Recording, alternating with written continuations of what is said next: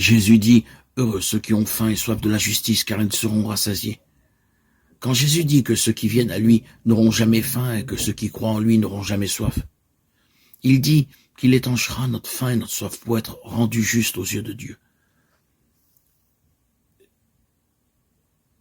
S'il y a une chose que l'histoire de la religion humaine nous apprend, c'est que les gens cherchent à gagner leur chemin vers le ciel. C'est un désir humain tellement fondamental, parce que Dieu nous a créés avec l'éternité à l'esprit. La Bible dit que Dieu a placé le désir de l'éternité dans nos cœurs. Ecclésiaste 3:11.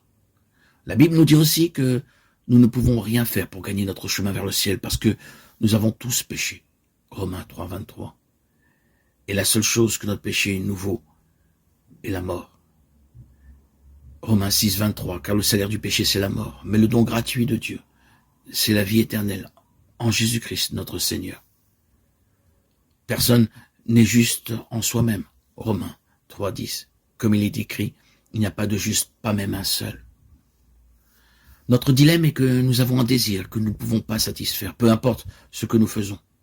C'est là que Jésus intervient, lui et lui seul, pour combler ce désir de justice dans nos cœurs, par la transaction divine. Celui qui n'a point connu le péché, il l'a fait devenir péché pour nous, afin qu'en lui nous devenions justice de Dieu.